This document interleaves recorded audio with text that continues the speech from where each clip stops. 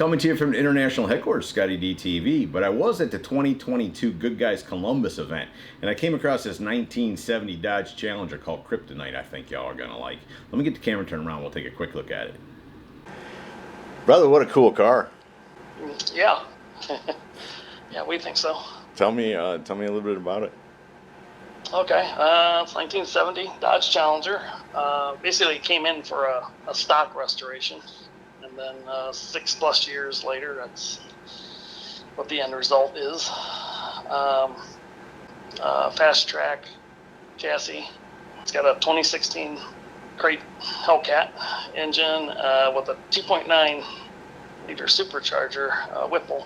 And at the time when we did this, Whipple didn't make a supercharger for the Hellcat. So we had to machine the heads and drill and tap and use special intake gaskets to get that supercharger to mount onto the heads of the Hellcat. And then in doing so, the Whipple is like an inch difference, like an inch shorter than the factory supercharger. So then we had to put basically a 6.4 timing cover and all accessories forward are from a 6.4, and the valve covers and everything.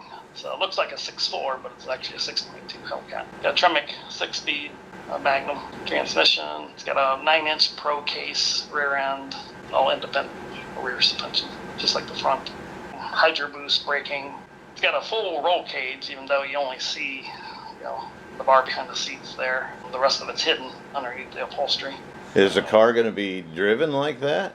Yeah. I mean, yeah. It's a pretty fresh build. We just finished it in March for Detroit. The Riddler.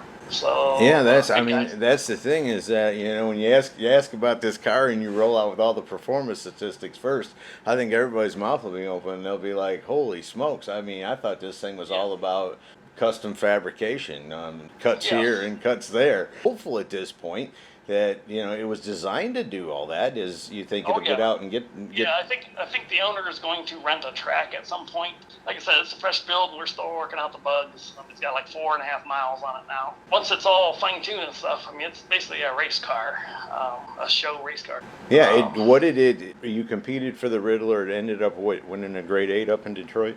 Yeah. Yep. It was one of the grade 8. Yep. And then it was a top 5 street machine of the year at Columbus just a few weeks ago. Yes, top 5. That's where I actually caught up with it. It was outstanding street machine in Cleveland, at Cleveland Autorama. Oh, okay. So, where did the decision come? Because it actually came in for an upgrade, but nothing like this. Where did the decision come to go that we're going to go to Detroit? Once the owner decided he wanted to put a Hellcat in it, that changed everything. So it went from basically a stock car to a complete fabrication. Tell me some of the body modifications that have been made to it. Oh yeah, well, the first thing I did was cut the drip rails off of it. Basically do that on any kind of muscle car now. The gas door was moved. That was like a late decision, but the gas door was moved from the passenger side, which is stock on a Challenger, to the driver's side. For the new Challengers are on the driver's side, and I put the newer gas cap in there. Got a custom firewall, which you can't even see really. A custom cowl. All the marker lights and door handles are shaved. The front bumper probably was cut about 8 pieces and well back together. It's narrower, it's shorter, it's peaked in the front. They're normally just kind of rounded, and I made it basically straight and then peaked in the front to match the hood. Of course, it's tucked too. And in the rear, same thing, rear bumper. It's got a custom rear roll pan on it that I made. That's part of the body now. And the gas tank, I don't know if you had a chance to shoot the underside or anything, but the gas tank is molded the shape of the body too. It's got a custom fuel tank that I fabricated. Front splitter, that's custom. It's all steel. This car is all steel. So the front splitter and the balance was modified heavily. The body is part of the frame on this car, so it doesn't come off the frame. It's all molded as one. Makes it really rigid and stiff. Was the hood out of necessity for clearance, or was that a design styling kit? Both. Originally, we knew the engine and tranny are pushed up Oh, probably 4.5 inches from the, basically a stock engine, maybe even a little more than that. So that, with the supercharger, it's 9 inches from the top of the fenders to the supercharger is to the highest point is 9 inches. So basically, I wanted to keep everything under the hood. So I took 2 RT hoods and cut the top off of one, added it onto another hood, which raised it up another 2.5 inches. So the whole RT part of the hood is up 4 inches. And then, everything got pushed back too as it went up. And then to clear the supercharger, I had to custom build a scoop there, and kind of like an AAR CUDA style scoop in the center to clear the supercharger. So yeah, kind of both out of necessity and looks. A ton of work in the hood. I mean, I can over 1,000 hours probably in the hood. Well, and does that include making it mechanical the way that it is? Yes. Once the hood was fabricated, close, on metal and stuff, then that started with the front tilt of the hood and the mechanisms. And again, I had nothing to go by. I basically bought a kit. They sell a kit for a Camaro, like a 67 to 69 Camaro that you can buy, but the only thing I used basically off of it was the actuators and the uprights that bolted the hood. Everything else was custom made. And are all the dimensions on the car still the same? Have you lengthened it, widened it, any of that kind of stuff? The rear fenders there got widened just slightly for the tubs that are in there. Just stretched out a little bit. The length is stock. The custom rear spoiler and the marker lights being shaved in the front fenders make it look longer. I get questions on that all the time. If I lengthen the front fenders, and no, I didn't lengthen them.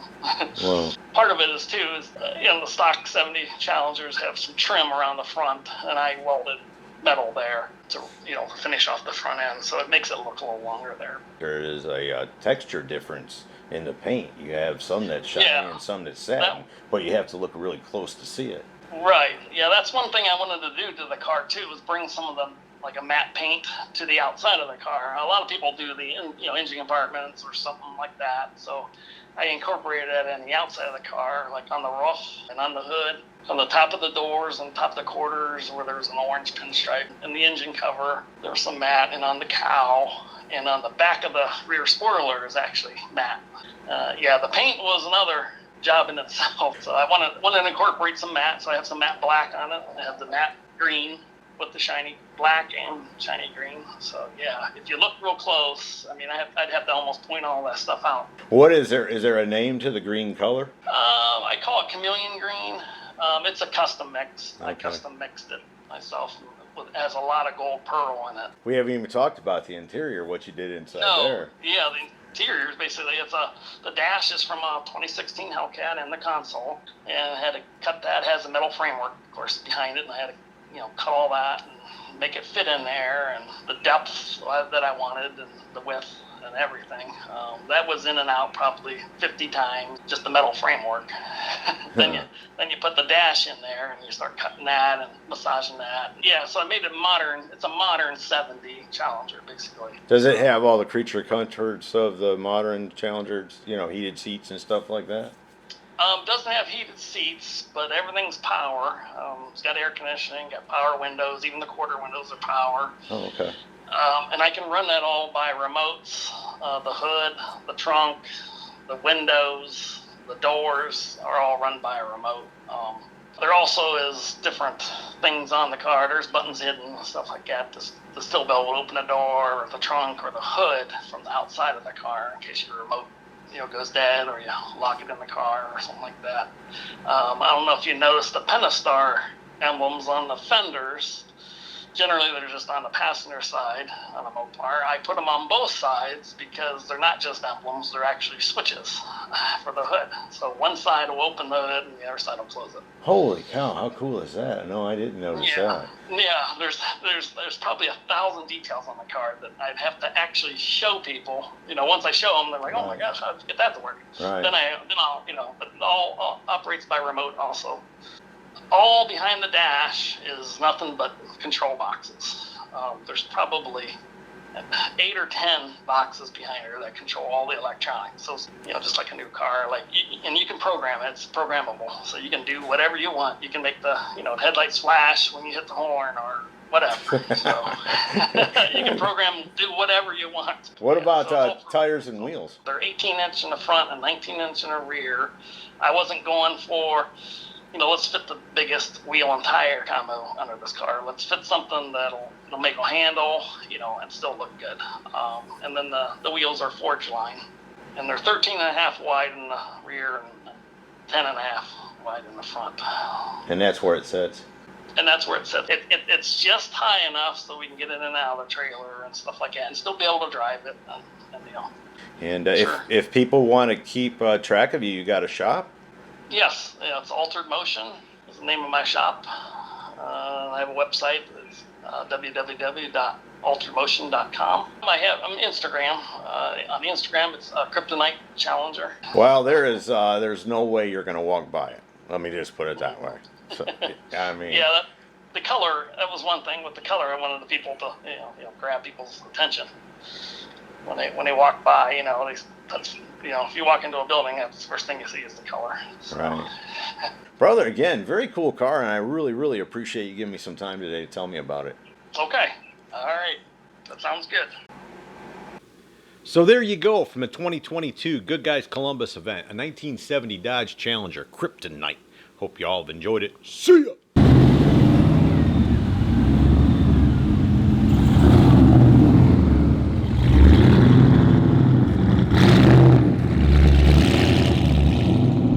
Hey y'all, make sure you subscribe to this channel and visit ScottieDTV.com for an easy way to search the hundreds of videos I have posted. Either click the link in the description or the one at the end of this video.